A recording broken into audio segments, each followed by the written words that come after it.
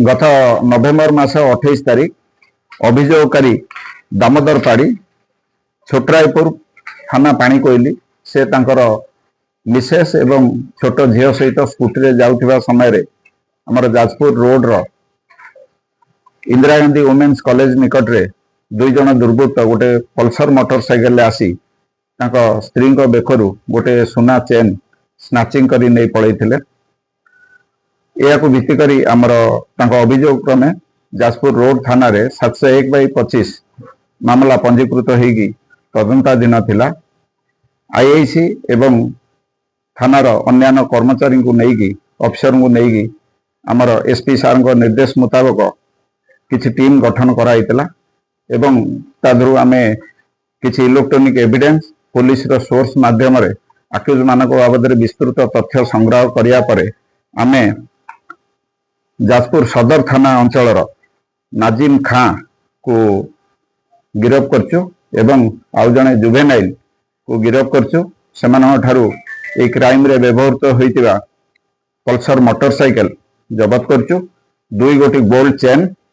गोटे gold chain आमर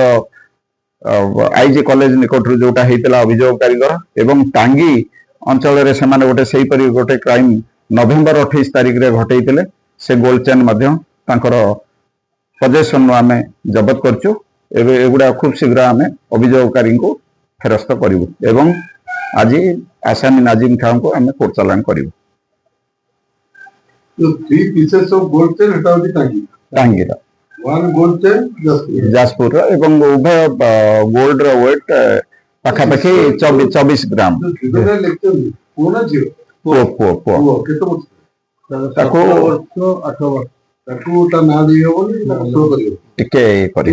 आईनगत प्रति पीएमजेजेबी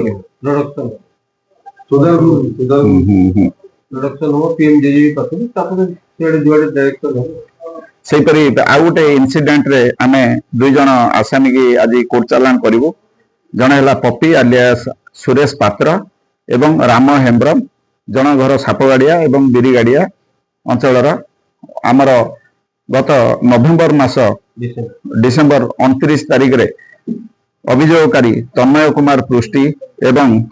सुमित्रा दास घरे नथिया बेले तांकर घर भांगी किछि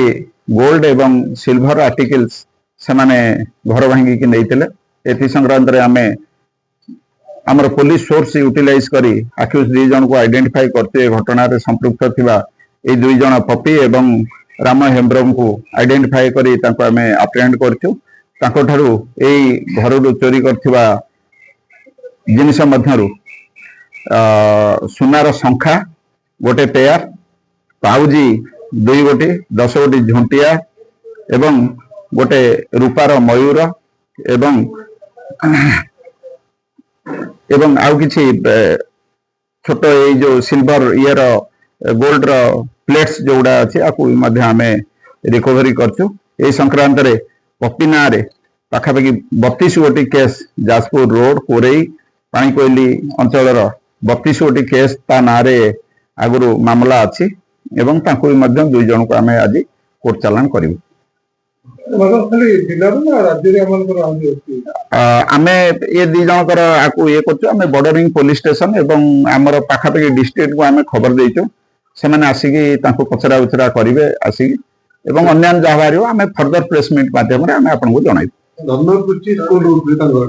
से आमर बीएन कॉलेज पछपटे रहउथि तांकर दुई जन जाक पाखापाखि घर थिला दशनगर कॉलेज पछपटे समान हाँ हाँ पाखापाखि घर तन्मय पृष्टि परिवार बीएन कॉलेज पछपटे भड़ा घर अच्छी सुमित्रा दास व्यासनगर पब्लिक स्कूल